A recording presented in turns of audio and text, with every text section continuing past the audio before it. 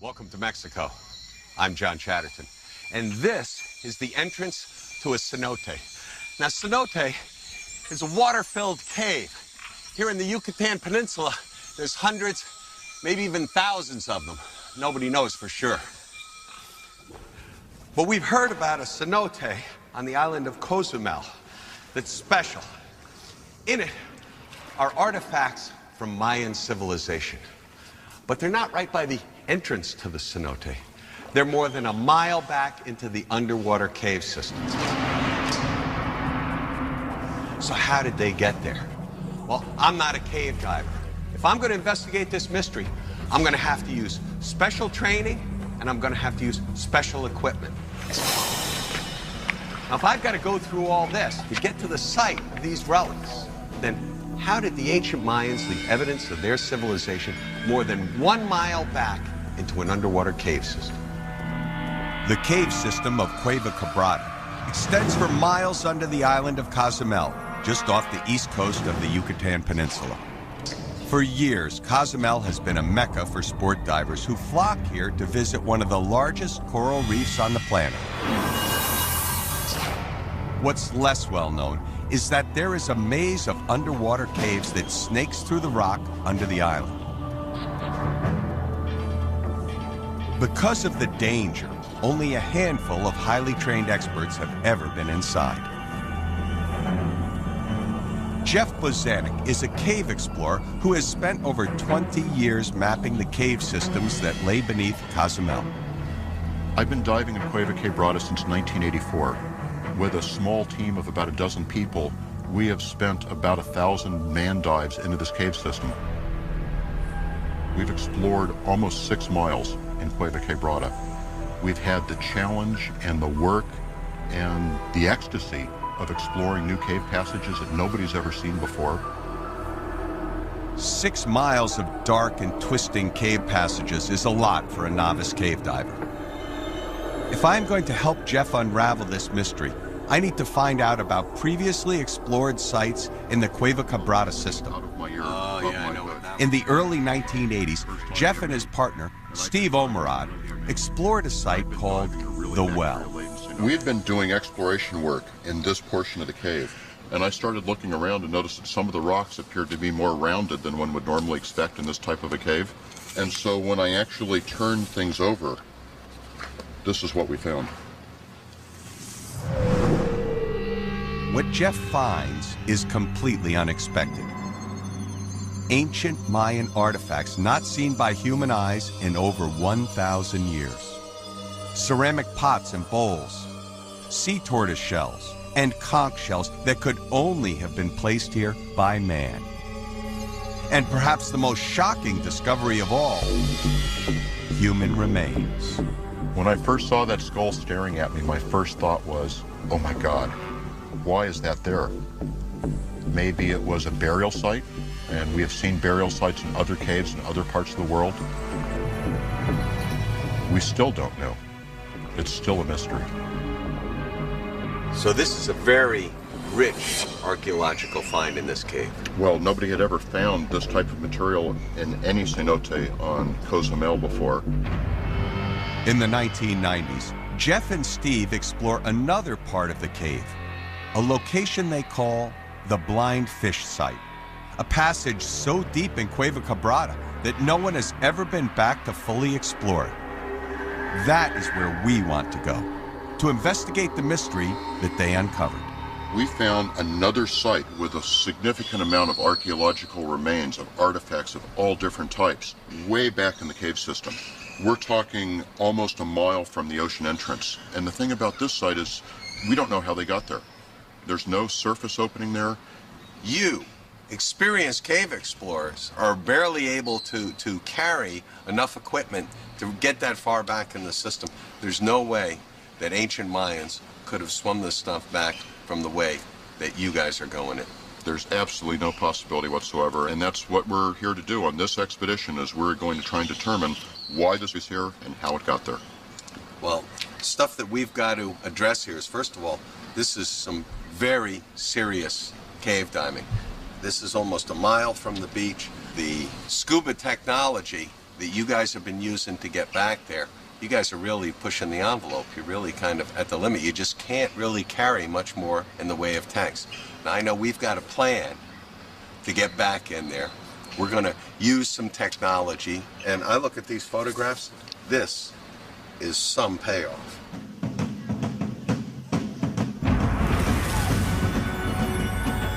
Mayan civilization flourishes from 1500 BC to 1500 AD, when the Spanish first arrive in Mexico's Yucatan Peninsula.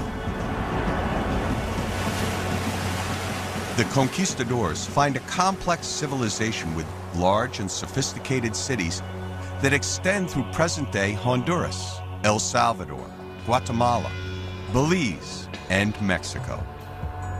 The Maya in the area of northern Yucatan really began to flourish after 500 AD. Well, this was a major civilization. Huge centers, cities with public buildings, developed kingship, nobility, a class structure, important sporting events, stadia that hosted these things. They are the one culture in the New World that there is absolutely no question, but these people did have a fully efficient writing system. Ancient Mayan art depicts warfare, kings, gods, spirits, and human sacrifice. Most people tend to picture human sacrifice in terms of heart extraction, which is so famous. But the Maya were a very inventive people, and they had any number of ways of killing people. We have sacrifice by arrows. They use arrowing people, killing in their chest with arrows. They use also the decapitation. Also, they practice the disemboweling of bodies with obsidian knives, basically taking out all the intestines and all the forms, and that was another way to produce a lot of blood. Though humans were the ultimate sacrifice, cenotes reveal that Mayans offered other important objects to the gods. We've found a whole range of artifacts in the cenotes, including gold and jade, pottery, copal incense that has been beautifully preserved. Are the artifacts that Jeff Bozanek and his team find related to ancient Mayan ritual? Are they sacred offerings to the gods, carefully placed deep in a water-filled cave some 1,000 years ago? Or could there be another explanation? Archaeologists are just beginning to understand the relationship between the Mayans and their religious and spiritual relationship to the cenotes. Now behind me you can see the Casa del Cenote. This was a temple that they built atop of this well right here. Now of course, this would be the place where they'd bring their offerings to the gods. That's because the cenote was the entrance to the underworld. Well, the thing I'm interested in doing is seeing the underworld.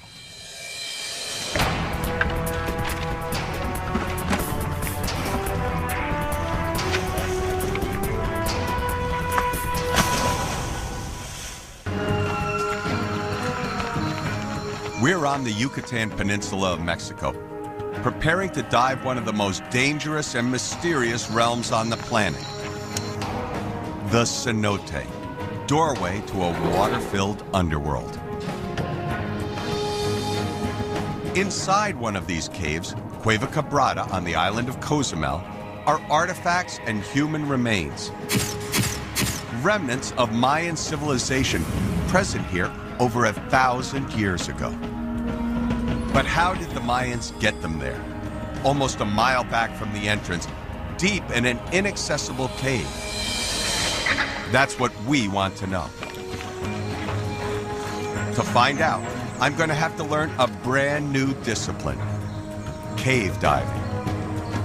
I've been a hard hat diver for more than 20 years. That's how I earn my living. And I've got 25 years of experience on diving shipwrecks. Regardless of all that experience, Cave diving is an extreme discipline and it requires education, training. So my cave diving instructor is Jeff Bozanik. He's a guy that really knows this area and knows cave diving. Jeff, what is it about the cenotes? What are they exactly? Well, what we're looking at here, this entire jungle is underlain by underground rivers. Underneath all of these woods, rivers are flowing out towards the ocean. Nothing flows on the surface. They form cave systems underground, and these cenotes, or this lake that we're looking at, is where the ceiling has collapsed into the passage underground, and that allows us to be able to swim into the cave system. Jeff, where is it we're actually going to enter into the cave? Well, where we're going to go in, that cave entrance starts right underneath this rock overhang right here. Sure. So we're going to go down a crevice there, and then we'll get to horizontal passage that continues on underground. We're going to start here because this is an easier environment to learn in than Cueva Quebrada. We've got all the pottery and the religious artifacts over there, and it's a hard environment to work in. We don't know how they got there, but we need to get you prepped before we can bring you in there to be able to look to see what's going on. Well, I'll tell you, Cueva Quebrada is a big dive, but we got to do the work so that we can get into that system, do what we got to do there. But right now, you and I got to get busy. Cave diving is not for the faint of heart. It's dark, it's dangerous, and even experienced cave divers die each year. See anything? To get ready for the big dive, Jeff leads me through several days of rigorous training on land and in the water. I've got to master a unique set of skills. Learning how to set and secure a line. Using special fin techniques to preserve the cave environment and visibility. And figuring out how to find my way out of a cave if I ever lose the line that leads back to the entrance. I think you have to put forth the effort to learn this stuff. It's not easy all running around blindfolded, tripping, bumping yet. I think I got one here from the coconut palm. You are going to remember what happened in that particular exercise, and then you're much more likely to follow that procedure when you're inside the cave, and your life really is dependent on it. I'm really learning how to do this with the least amount of risk in making a very serious cave dive. Another key to managing the risk is to use the latest in dive technology. On this trip, the entire team will be diving with advanced rebreathers, which will allow the team to have more diving time in the caves and more air in the event of an emergency. Rebreathers operate on a principle that's been around since the 1800s and used for years on submarines. They chemically scrub the carbon dioxide from our exhaled gas, allowing us to rebreathe the same gas over and over again. Modern rebreathers are just beginning to be used in cave dives. Just learning how to use these rebreathers takes years of experience, but everyone in our team is already fully qualified. I'm with Mike Fowler. He's with Silent Diving Systems, and he's an expert on the Inspiration rebreather. Mike, what advantages is a rebreather going to give me in the cave diving environment? Okay, there are several advantages. One of the simple advantages is just the lack of bubbles with a closed-circuit rebreather. When you're swimming through the cave, you're not disturbing any sediment that may be in the cracks and crevices along the walls. With open circuit, you've got lots of bubbles that are floating to the ceiling that can actually damage the cave environment. So ecologically, it's more sound in that you're not going to cause damage. Absolutely. What else? A rebreather, like the Inspiration, is a gas management tool. The very two small little tanks that we carry will give you anywhere between a 6 and an 11-hour duration. So for example, based on a 6-hour duration, then the two small tanks that we've got on the Inspiration are equivalent on a 30-foot dive to 7 80 cubic foot tanks. On a 100-foot dive, you're looking at 13 80 cubic foot tanks, and if you go to 250 feet, you're looking at somewhere in the region of 27 80 cubic foot tanks. Now, of course, you and I would never intentionally plan to do a dive with that kind of duration. But it's nice to know that if you get yourself in trouble, you've got that time to sort out your problems, whatever they might be. Some money fast and soon, then buy her box of paper slips. At first, it might just seem like a blank slip of paper, but you can scribble a number on it, and poof! It's a $1 bill! This person managed to buy a TV. This person bought a house. This person bought the world. So yeah, buy now. One thing is certain. However the ancient Mayans managed to put the artifacts a mile inside Cueva Quebrada, they definitely didn't have this sort of advanced equipment. I am finally ready for my first cave dive. Jeff Bozanic has selected a relatively easy but spectacular cavern dive called Dos Ojos, Spanish for 2 eyes. Okay, let's go over just a brief review of the hazards that we're going to try and work around. First off, we're in an overhead environment. We can't go to the surface if we need to if we have a failure. Secondly, we're going to have a lot of silt on the bottom. The rebreathers will help because there won't be any bubbles knocking silt off the ceiling and coming down, but we still need to worry about proper fitting techniques. Right. We have in these caves a lot of very fragile, delicate geological formations called stalactites and stalagmites that took millions of years to form. All it takes is one simple push, and those will come toppling over. Is anything new? Is there anything I'm going to see that we haven't covered? The one thing you haven't seen before that we talked about briefly is that throughout this entire cave system is what's called the halocline. And a halocline is a difference in salinity in a very short distance. We actually have 2 different water masses sitting on top of each other, fresh above salt. And when we swim through that interface, the waters are going to mix and the visibility is going to get very poor. Should we get our gear ready? Let's go. This is going to be a great time.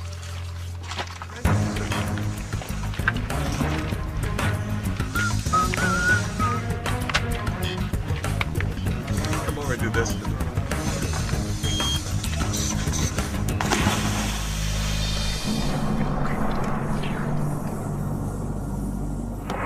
Visibility is absolutely incredible.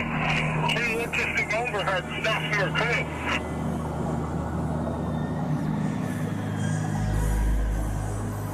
John, all of these formations formed when this was a dry cave. None of this formed when it was underwater.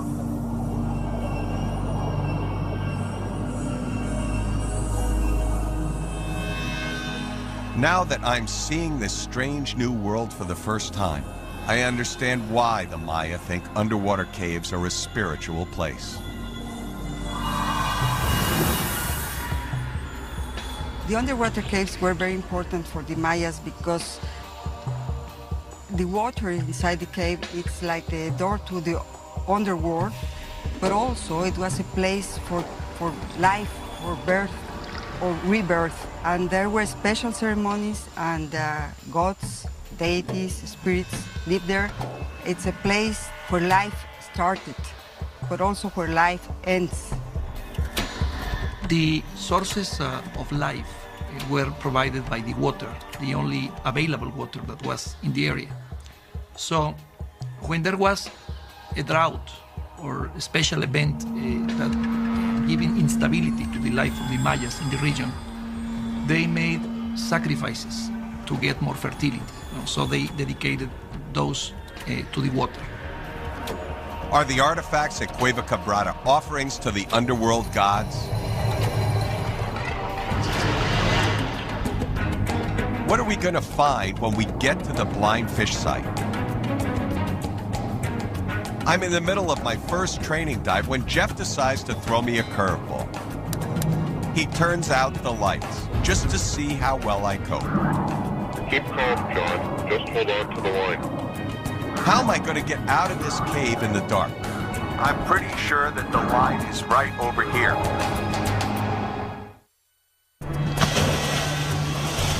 Under the Mexican island of Cozumel, a river deep inside a winding cave called Cueva Quebrada, divers make an amazing discovery in 1991. Ancient Mayan artifacts and a human skull.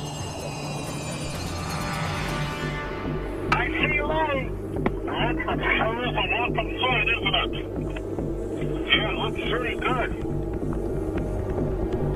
To prepare for the Cueva Quebrada dive, I'm practicing a lights-out emergency drill with my cave instructor, Jeff Bozanic. Even with 25 years of wreck diving experience and days of cave training, the underground world is a very hazardous environment. When you are diving a shipwreck, you are constantly in touch with the wreck itself. But in cave diving, you never place your hands anywhere. One little touch can cause rock formations to crumble. And in a cave, going directly to the surface is simply not an option because you've got a stone ceiling overhead at all times. So the most important task is to keep track of your guideline. Keep in contact with it at all times. It's your lifeline, your only way out.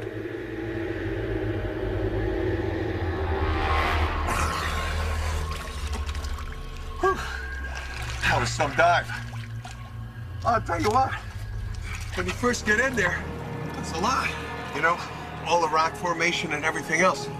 It certainly was impressive, but it's also, I thought it would be much more like a roadway, you know, and it's not at all. Oh, there's passages that just go off every place. Yeah, but even trying to determine where there are passages and stuff isn't easy.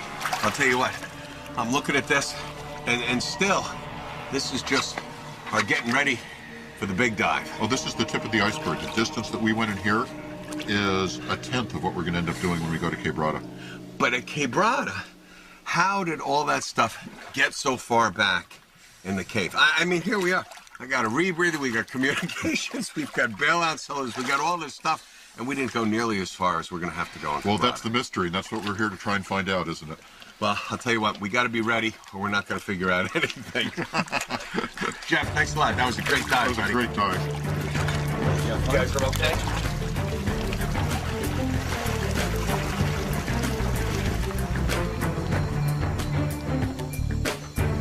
All this training so I can help solve the mystery of how and why Mayan artifacts were placed at a site called Blind Fish, deep inside the Cueva Quebrada over 1,000 years ago.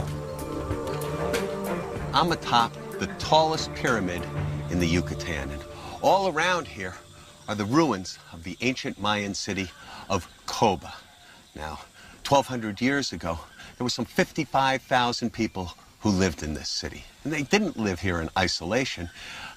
They were linked to all of the other Mayan population centers in the area by a network of roads. Now, the Mayans built these roads so that they would have a trade route. Another reason why these roads were so important was that the Mayans would go on pilgrimage for their religion. Now, where were all these Mayan pilgrims going? Their holiest of holy places? Cozumel.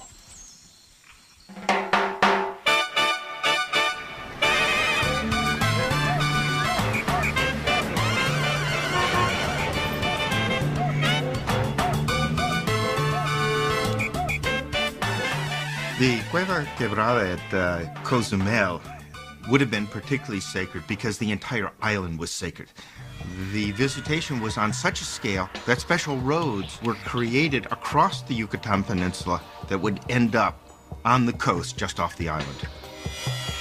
Cozumel was a very special site. It was a pilgrimage site. People were coming from far away, from the Gulf of Mexico all the way, or from Honduras, to see the Ixchel goddess. Ixchel is the moon goddess, a weather goddess, the goddess of fertility and childbirth and medicine. She is believed to live in water-filled caves on Cozumel, and it is here that Mayans place their offerings to her. We know that the moon goddess was particularly the goddess that one prayed to for children.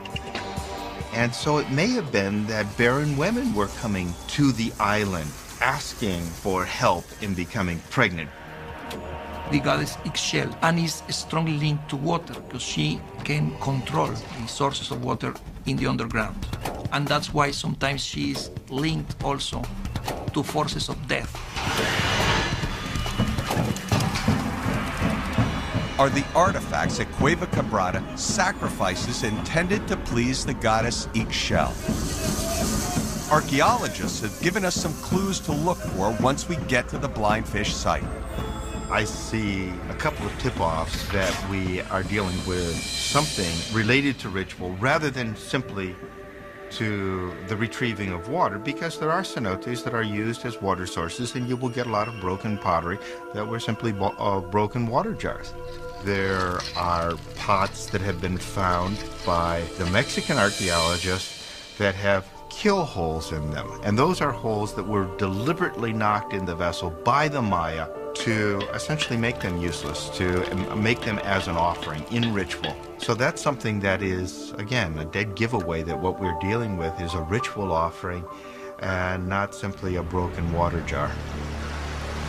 To find out if the artifacts inside Cueva Quebrada are a symbolic sacrifice or just broken pottery, we have to get into the water and investigate.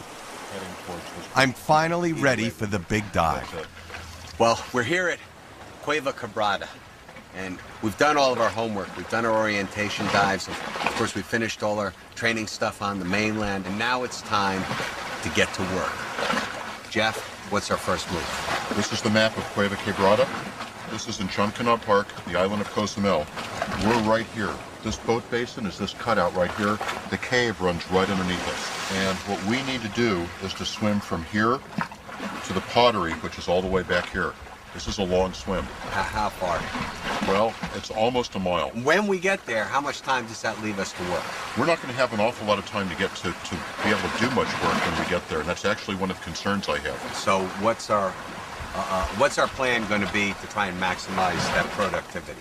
Well, actually, I have an idea that we can do this in 2 stages that may actually give us a lot of time to work in where the pottery is. Okay.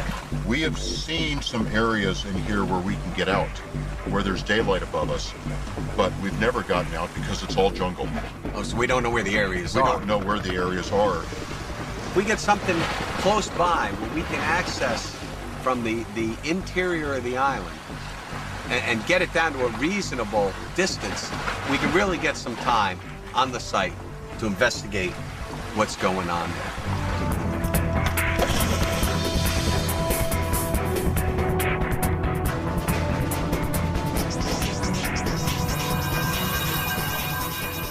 We are swimming deep inside Cueva Quebrada when Jeff spots light from a small opening in the cave ceiling. If this opening is accessible from the surface through the jungle, then we will be able to cut almost 3,500 feet off our dive, several hours of swimming. This could be a great shortcut to the blind fish site, and it will give us more time to investigate the artifacts. The hard part will be finding this hole on the surface through miles of dense jungle. We're underneath the island of Cozumel, Mexico, deep inside the Cueva Quebrada cave system. After swimming for almost 2 hours, we are still over an hour away from the blind fish site. We decide to find a shortcut. Geologist Jeff Bozanic has located a small opening in the cave ceiling. If we can find this same opening up top by hiking through the jungle, we will be able to carry in our gear and use this opening as our entry point for the blind fish site. Starting our dive from this opening in the jungle, rather than back at the main entrance of Cueva Quebrada, will shorten our dive time to the blind fish site by several hours and thousands of feet. Less time swimming and more time investigating will help us solve the mystery of how these Mayan artifacts from 900 AD got so far back into this cave. How far did you estimate that we went? About 3,500 feet until we found that daylight out in the jungle. Seemed like a lot more than that to me. As far as we went, I was perfectly happy to call it a successful dive and turn around. It's a lot of work. It's a lot of time. And I don't think I'd want to do that every single time we wanted to get to the site. We've got a shortcut now. We're going to take it. Even with a possible shortcut, swimming to the blind fish site is going to be a serious cave dive. Is it possible that an ancient Mayan could jump in the cenote that we're going to and have swum underwater to the place where the artifacts are found in the cave? John, that cenote that we found today is still more than 1,000 feet from where those artifacts are. And There's water no way. elevation doesn't play a role in this. The water would have been at the same level. The Mayans, there's no way the Mayans could have swum that or walked it. We still have to figure out how that pottery got there. So Geologists now believe that the water table during the Mayan era was as high as it is now, which means that Cueva Quebrada would have been completely submerged, and anyone trying to swim inside the cave would have had to hold their breath while swimming at least 1,000 feet, a physical impossibility. This mystery will take investigation on land as well as in the water. Yesterday, we were able to locate a spot from within the cave that we felt might have an exterior access that we could use. Steve went in, located that on the surface. I took some of your dimensions. Guys, for a prank, place an announced recovery center next to a trampoline. Then throw Spongy onto the trampoline. After that, kill the announcer. It's a fun, easy way to create the ultimate prank. This program was brought to you by Blocky's Funny Doings. We took our old map and figured out to try to find a place off the road where we could cut a trail back. We were like 10 feet away and couldn't even see the water. And finally we broke through and found the spot where the water was. And now, that puts the archaeological site that we want to look at within roughly 1,000 feet or so. So that's a very manageable distance to get us there so we can actually do an investigation on the site. So To solve this mystery, Pilar Luna is the head of underwater archaeology at Mexico's National Institute of Anthropology and History. Pilar, do you have any theories as to how these artifacts got so far back in this cave system? Well, we have to find an entrance and a connection with the surface, because it's impossible for anyone to swim that distance to deposit all that pottery.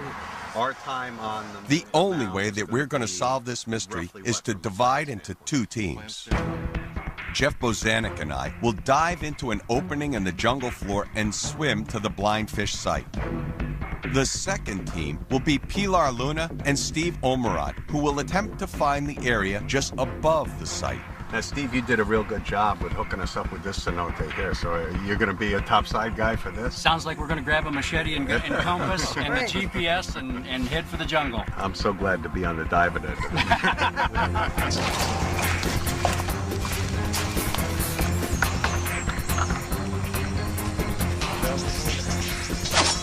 This jungle is dense, and I can easily imagine getting lost. And that would not be any fun carrying this heavy dive equipment. Well, here we are. Here you are. But if you were to walk 20 feet in any direction, I don't think you can see this again.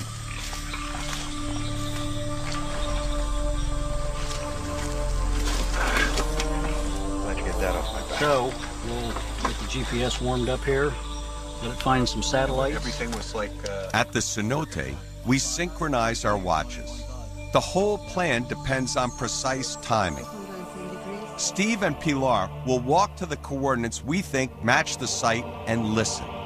At exactly 30 minutes into the dive, Jeff and I will pound a steel rod into the roof of the cave. Break out of the trail. There's no visible opening to the surface, but if Steve and Pilar can hear the pounding and pinpoint our location, they will be able to investigate the surrounding area and look for clues as to how the Mayans placed artifacts into the cave 15 feet below the jungle floor.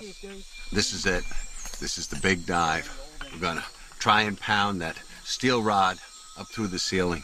Steve and Pilar are going to be topside, so if everything's coordinated and works, we should be able to figure out how this stuff got there, solve the mystery, and that's what it's all about. That's why we're here. Let's go get wet. Enough of this. We're going diving.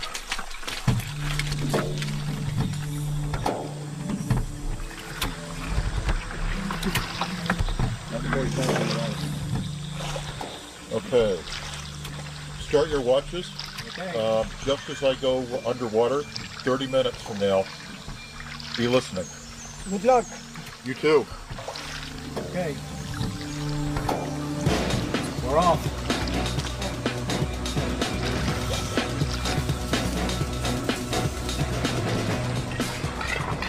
For the plan to work, Jeff and I have 30 minutes to get to the artifact site. We'll begin pounding the metal rod on cue, hoping Pilar and Steve can hear it. This is the only way to positively determine the blind fish site from above. We need to go at least 50 meters more. When someone tells me that there is a pile of stuff on the floor in a cave, but they haven't found an opening, my feeling is you've missed the opening. It's got to be there. So one has to go looking for it. First and 30, so we need to move to the right. Hacking through that jungle is like trying to find a needle in a haystack because you don't know what you are looking for. Well, I think we've got a clearing and another depression up here. See if we can get a reading on the GPS and see how our distance is. Well, our distance is just perfect.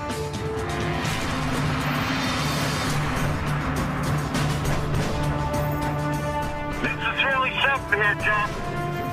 Holy cow, look at him. We are swimming to a mound full of Mayan artifacts inside a cave under the island of Cozumel, Mexico. How did they get here? After days of training and practice dives, I'm about to see the Mayan artifacts for the first time. As geologist Jeff Bozanik leads me deeper into the passage underground, fellow cave diver Steve Omerod and underwater archaeologist Pilar Luna are almost directly above us, trekking through the Mexican jungle to find the surface location above the artifacts.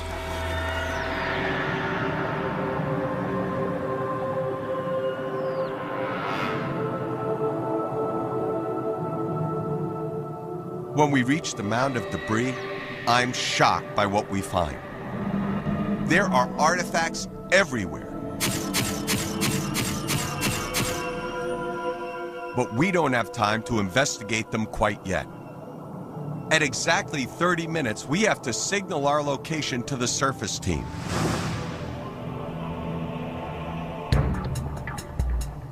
To do that, Jeff pounds a steel rod into the ceiling of the cave with hopes that the sound will echo up through the rock to Steve and Pilar above.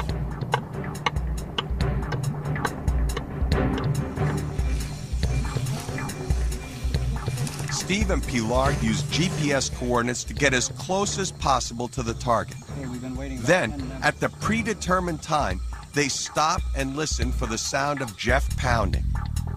If they can pinpoint the area directly above the cave, they will be able to tell if an opening ever existed above the artifacts.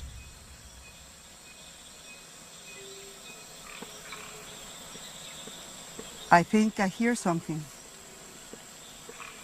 Maybe it's Jeff. Yeah, he Here's should. some tapping.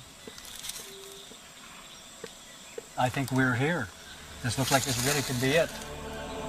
See, Steve, this is a depression in the terrain where the water fill in. Uh-huh.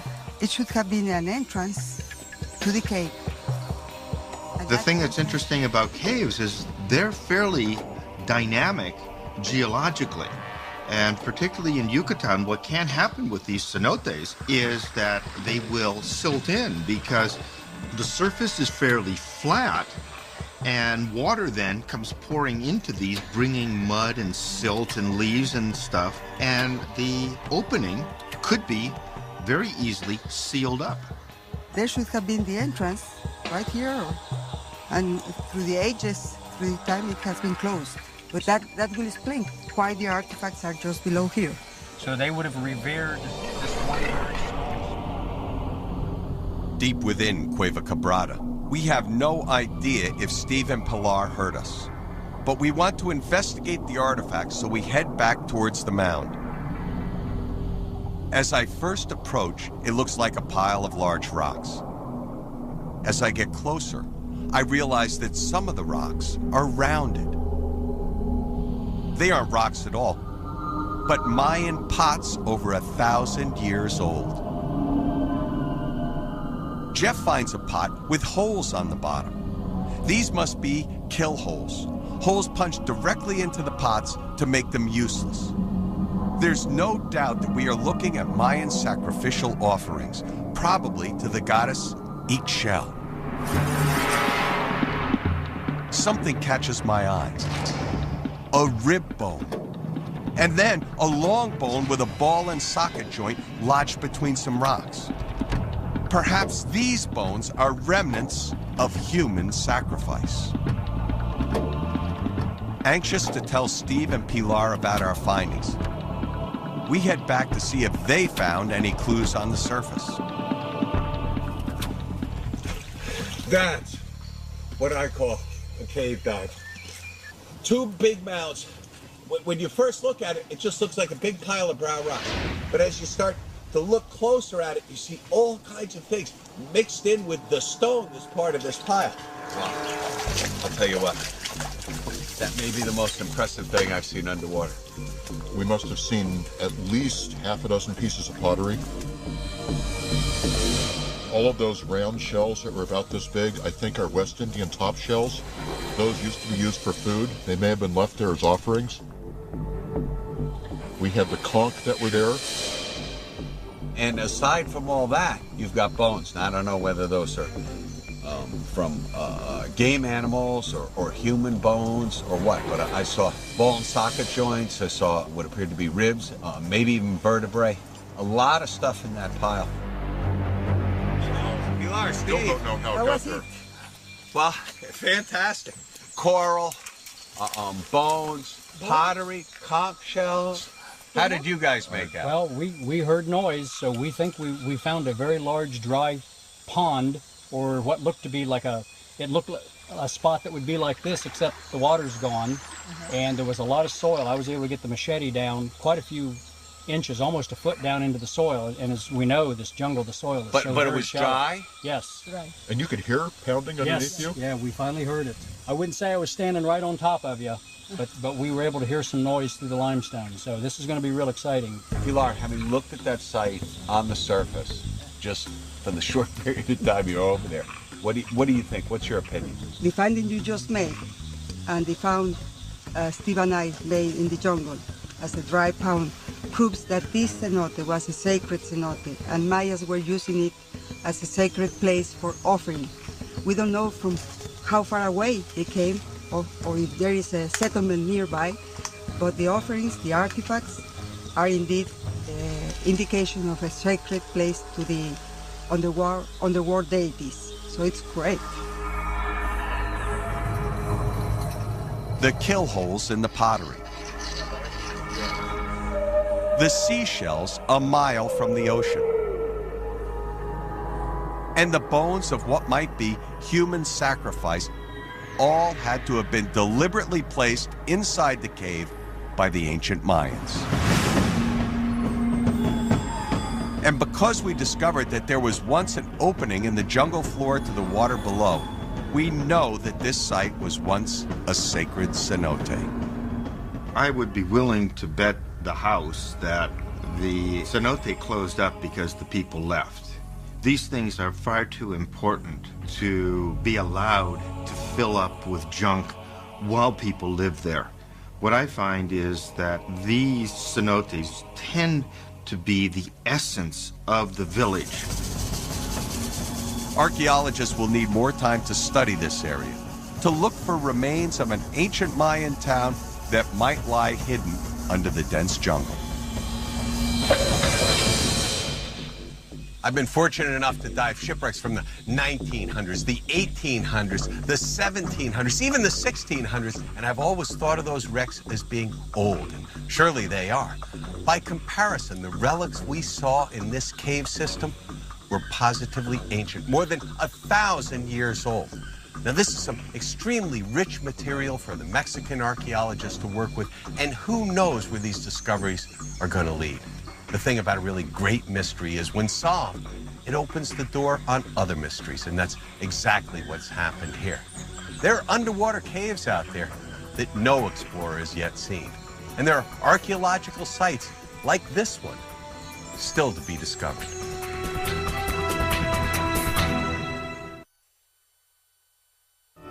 "700 years ago, Timbuktu was once a thriving metropolis on the edge of this massive desert. It was a very vibrant place, a very cosmopolitan place. Now it's one of the poorest places on Earth. What happened to this city and the dozens of others that once thrived? The Sahara, tomorrow at 10 on HI.